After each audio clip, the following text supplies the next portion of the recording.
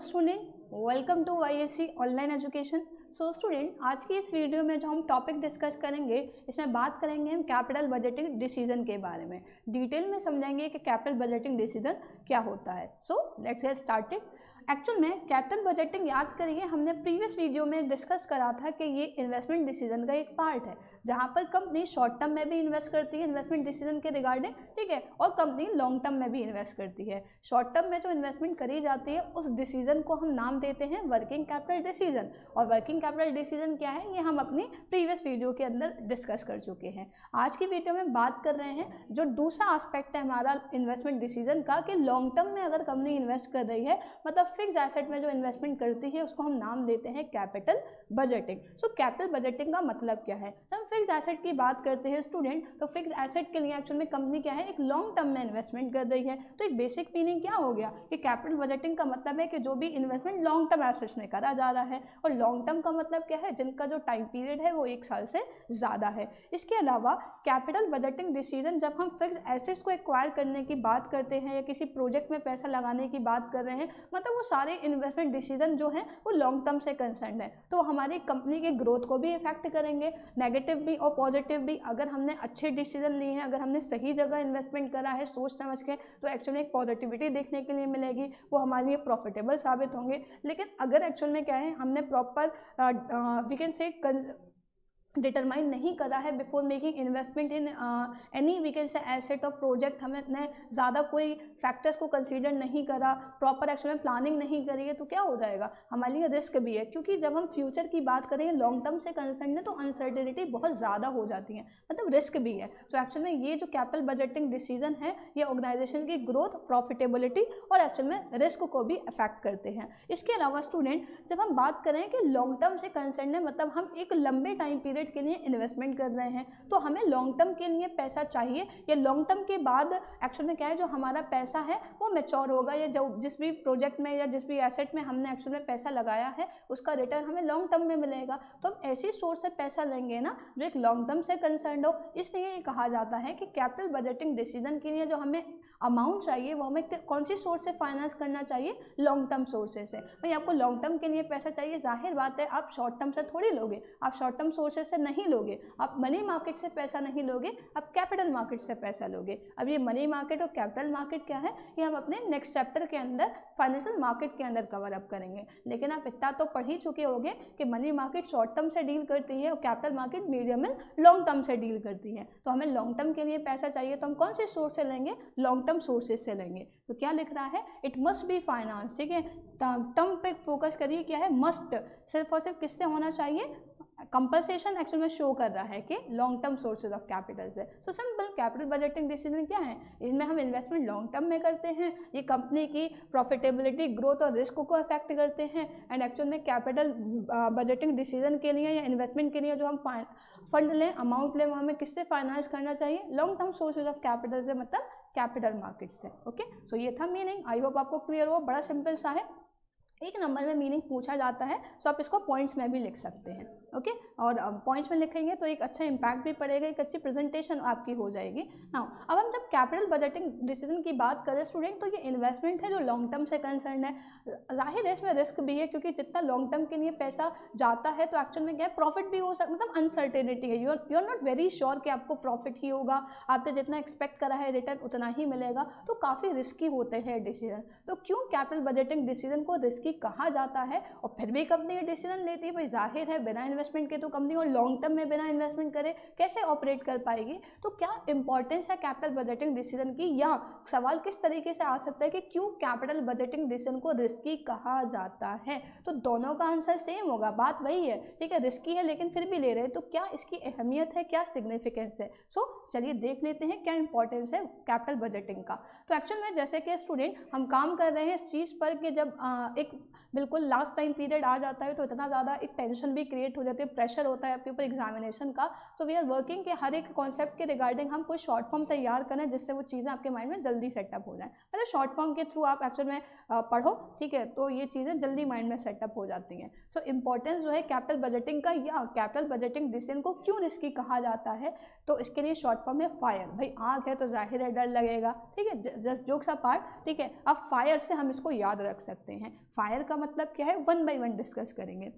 F stand for student, जो भी fund involvement है कैपिटल बजटिंग डिसीजन में वो ज़्यादा होता है, क्योंकि किसी भी फिक्स्ड कैपिटल एसेट को एक्वायर करने के लिए हमें ज़्यादा अमाउंट चाहिए। जैसे अगर हमें मशीन परचेज करनी है, हमें ज़्यादा अमाउंट चाहिए, 1000-2000 में तो नहीं आएगी, हमें एक हैवी अमाउंट चाहिए होगा। अगर हमें कोई व्हीकल चाहिए, अगर हमें टूल्स चाहिए, अगर हमें रिसर्च करनी है किसी चीज़ के ऊपर, ठीक है, टेक्निकल रिसर्च पर काम करा जा रहा है, तो उसके लिए क्या है, एक हैवी अमाउंट हमें इनकर्ड करना पड़ेगा। तो एक्चुअल में क्या है, सबसे वी कैन से एक वैलिड पॉइंट कि जो फंड इन्वॉल्वमेंट है इसमें वो ज़्यादा होती है, इसलिए ये डिसीजन बहुत ढंग से, बहुत सोच समझ के लिए जाने चाहिए। ओके, तो it involves large amount of fund to acquire machines, technology, tools and vehicle. जैसे मान लो कोई ट्रांसपोर्ट कंपनी है, ठीक है, तो एक्चुअल में क्या करेगी, उसको ट्रैक्टर्स वगैरह चाहिए, ट्रक वगैरह चाहिए, तो एक्चुअल में क्या होगा, वो क्या करेगी, कौन सी कैपिटल चाहिए उनको, फिक्स्ड कैपिटल, मतलब फिक्स्ड एसेट, मतलब ज़्यादा पैसा चाहिए होगा। इसके अलावा I stand for irreversible. This is very important student, जहाँ पर एक नंबर में भी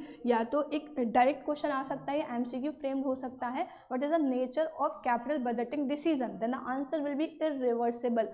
एक्चुअल में ये कहा जाता है कि कैपिटल बजटिंग डिसीजन को हम चेंज नहीं कर सकते, मतलब जो भी हमने एक डिसीजन लॉन्ग टर्म के रिगार्डिंग लिया है उनको चेंज करना काफ़ी मुश्किल है। अगर हम उनको रिवर्स कर रहे हैं, अगर हम उनको चेंज कर रहे हैं, देन इट इज़ श्योर कि हमारी कंपनी को, हमारी ऑर्गेनाइजेशन को एक हैवी लॉस सफ़र करना पड़ेगा, हैवी लॉस बियर करना पड़ेगा। तो एक्चुअल में क्या है, जो भी डिसीजन हम एक बार लेते हैं वो इररिवर्सिबल है, मतलब नॉन रिवर्सिबल नहीं है। अगर हम उनको रिवर्स कर रहे हैं तो बिना हैवी लॉस इनकर्ड करे नहीं कर सकते। ओके, एक्चुअल में इसीलिए इनका नेचर हो गया कि इररिवर्सिबल इन नेचर हैं। जैसे आपने कोई प्रोजेक्ट को पहले चूज कर लिया कि आप इस प्रोजेक्ट में पैसा लगाओगे, देन आप उसको कैंसिल कर रहे हो, तो इसका मतलब क्या होगा कि आपको वो एक्चुअल में आपको कॉस्टली पड़ रहा है, आपको बेनिफिट भी कुछ नहीं हुआ और आपका फंड वेस्ट भी हो गया। जैसे छोटा सा एग्जाम्पल, अगर हम अपनी प्रैक्टिकल लाइफ से स्टूडेंट, जैसे आपने देखा होगा आपकी पेरेंट्स ने एक्चुअल में कोई पॉलिसी करा रखी हो, ऐसे इंश्योरेंस पॉलिसी है, हेल्थ पॉलिसी है, तो क्या होता है, जो एजेंट आते बताते हैं, सर मैम हमारी ये पॉलिसी है, ठीक है, आप एक्चुअल में क्या 10 साल की पॉलिसी करा लीजिए, जो भी अमाउंट है उसका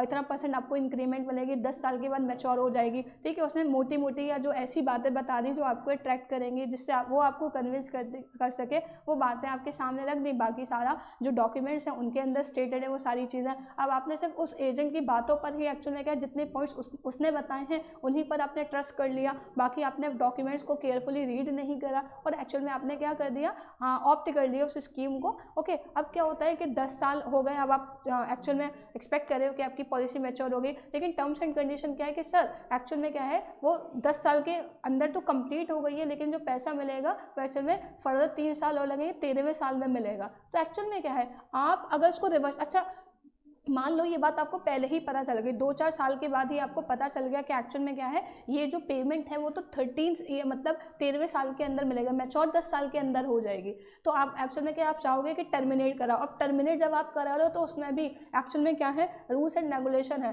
कि अगर आप 3 साल के अंदर 3 साल के बाद टर्मिनेट करा रहे हो तो आपको 60% रिफंड मिलेगा, अगर आप 5 साल के बाद करा रहे हो आपको 80% मिलेगा, अगर आप 7 साल के बाद करा रहे हो आपको 85% मिलेगा, 90%। तो एक्चुअल में क्या है, फिर पता चलता है कि हमने इन्वेस्टमेंट प्रॉपर्ली नहीं लिया, और अगर हम उसको रिवर्स चेंज करें तो लॉस ही है। भाई हमने पैसा जितना दिया, अगर हम 3 साल के बाद टर्मिनेट करा रहे हैं तो हमें उसका 60% मिलेगा, 5 साल के बाद करा रहे हैं हमें उसको 80% मिलेगा। तो इसीलिए तो कहा जाता है कि जो भी इन्वेस्टमेंट डिसीजन है वो बहुत सोच समझ के लेने चाहिए, स्पेशली जब वो लॉन्ग टर्म से कंसर्न होते हैं, क्योंकि इनका नेचर क्या है, इररिवर्सिबल होता है, फिर आपको लॉस होगा, ठीक है, इसे सोच समझ के। इसीलिए मैं स्टार्टिंग में आपको बताया कि जब इंसान खर्चा करता है ना तो ज़्यादा नहीं सोचता, लेकिन जब इन्वेस्ट करता है तो ज़रूर सोचता है, सोचना चाहिए भी। ओके, क्योंकि नेचर क्या है, specially long term investment decision का इररिवर्सिबल है। ओके,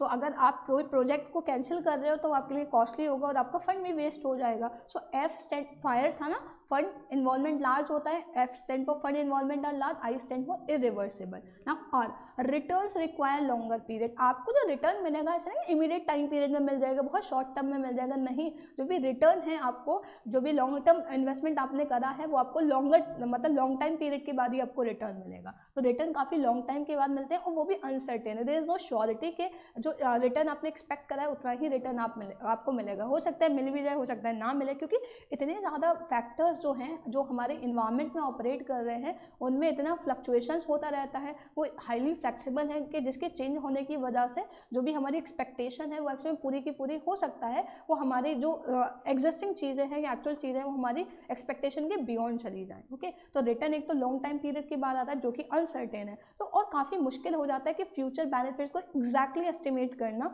और कॉस्ट को अंदाज़ा लगाना, डिटरमाइन करना कि कितना हमारा मुनाफा कितना होगा, हमारी कॉस्ट कितनी इनकर्ड होगी, बिल्कुल एग्जैक्ट बेसिस पर उसकी फोरकास्टिंग करना मुश्किल होता है, क्योंकि जो हमारे डिफरेंट फैक्टर्स हैं, जैसे आप चैप्टर 3 के अंदर आपने बिजनेस इन्वायरमेंट पढ़ा होगा, अभी हम ये प्लेज में ये सारी चीज़ें कंप्लीट करेंगे स्टूडेंट, बट मैंने पार्ट बी से शुरुआत करी बिकॉज आई पर्सनली बिलीव कि एक्चुअल में बहुत ज़्यादातर स्टूडेंट्स को पार्ट बी में काफ़ी दिक्कत होती है। तो एक्चुअल में ये जो फैक्टर्स है, इकोनॉमिक इन्वायरमेंट है, पॉलिटिकल इन्वायरमेंट है, सोशल है, टेक्निकल फैक्टर्स है, इन्वायरमेंट है, तो इन सारे फैक्टर्स के अंदर बहुत ज़्यादा चेंजेस इनकर्ड होते रहते हैं, अकर्ड होते रहते हैं, जिसकी वजह से एक्चुअल में क्या अनसर्टेनिटी के चांसेस रहते हैं। तो एक्चुअल में क्या है, जो फंड हमें मिलेगा, रिटर्न हमें मिलेगा एक लॉन्ग टर्म में मिलेगा और वो भी सर्टेन नहीं है, वो भी अनसर्टेन है, इसलिए रिस्की कहा जाता है कैपिटल बजटिंग को। And now E stand for effect on long term growth. भाई लॉन्ग टर्म ग्रोथ पे इफेक्ट होगा, अभी हमने कैपिटल बजटिंग का मीनिंग जब स्टार्टिंग में डिस्कस करा था तो वो पॉइंट है, वहाँ पर भी पढ़ा था कि जो कैपिटल बजटिंग डिसीजन है ये ऑर्गेनाइजेशन की ग्रोथ, प्रॉफिटेबिलिटी और रिस्क को अफेक्ट करते हैं। अगर हमने सही एक्चुअल में एसेट पर इन्वेस्टमेंट करा है, ठीक है, लॉन्ग टर्म जो इन्वेस्टमेंट डिसीजन लिए हैं वो बिल्कुल सही लिए हैं, बहुत सोच समझ के लिए हैं, बहुत एक्चुअल में क्या है एक्यूरेट बेसिस पर लिए हैं, तो इस पर हमारी ग्रोथ डिपेंड करती है भाई, ठीक है। अगर एक्चुअल में क्या है राइट डायरेक्शन में हमने डिसीजन लिया है तो प्रॉफिटेबिलिटी जाहिर है बढ़ेगी, और वही डिसीजन हमने गलत ले लिए हैं, रॉन्ग डायरेक्शन में ले लिए हैं तो वो क्या करेगा, हमारी ऑर्गेनाइजेशन को हार्म करेगा, मतलब इससे हमारी जो प्रॉफिटेबिलिटी है वो डिक्रीज हो जाएगी, मतलब नुकसान होगा। तो ये एक्चुअल में क्या है, ये हमें ध्यान रखना चाहिए, क्योंकि हम जब लॉन्ग टर्म के रिगार्डिंग डिसीजन ले रहे हैं तो ऑब्वियसली वो हमारे बिजनेस को लॉन्ग टर्म बेसिस पर इफेक्ट करेंगे। तो एक्चुअली वो चीज़ प्रॉपर अगर एस्टिमेट करी है और उस एस्टिमेशन के बेसिस पर अगर हमने सही डायरेक्शन में पैसे को इन्वेस्ट करा है तो हमारी प्रॉफिटेबिलिटी इंक्रीज होगी बिजनेस की, एंड वाइस वर्सा। ओके, तो ये कुछ फैक्टर्स हैं जो एक्चुअली जिसके बेसिस पर हम ये कह सकते हैं कि कैपिटल बजटिंग डिसीजन रिस्की होता है, या फिर क्या इंपॉर्टेंस है, क्यों हमें कैपिटल बजटिंग डिसीजन लेने से पहले फोरकास्टिंग करनी है, क्योंकि कहीं ना कहीं ये सारे फैक्टर्स उसमें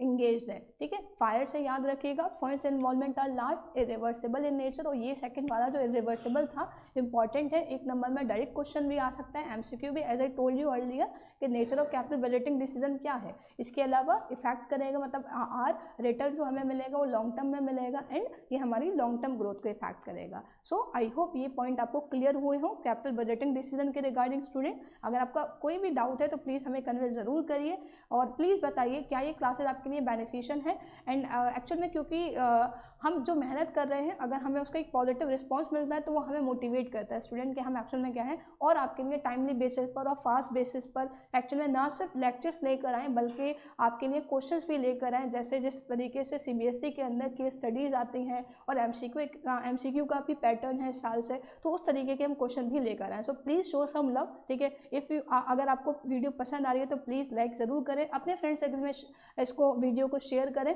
ताकि और स्टूडेंट का भी फ़ायदा हो। हालांकि अभी टाइम है मई में है, लेकिन स्टूडेंट ये एक्चुअल में क्या यही टाइम आपके लिए बिल्कुल सही है कि आप अभी से पढ़ाई करना शुरू कर दें। ओके, अच्छे तरीके से ये इतना जो टाइम पीरियड आपको मिला है आप इसको प्रॉपर यूटिलाइज करिए। देखिए मैनेजमेंट आप पढ़ते हो तो बात करते हैं इफेक्टिव यूटिलाइजेशन पर, तो आप अपने वक्त को प्रॉपरली यूटिलाइज करिए, ऑप्टिमम यूज़ करिए। बहुत अच्छा मौका आपके पास है, बहुत अच्छी परसेंटेज सिक्योर कर सकते हैं। सो प्लीज़ स्टूडेंट अपने जो भी व्यूज़ हैं वो हमसे शेयर ज़रूर करिए, और अगर आप हमारे चैनल पर नए हैं, आपने हमारे चैनल को सब्सक्राइब नहीं कर रखा तो प्लीज़ हमारे चैनल को सब्सक्राइब करें ताकि जितने भी लेटेस्ट वीडियो है इसका नोटिफिकेशन आप तक सबसे पहले पहुंच जाए। Thanks for watching this video student, stay tuned for more videos.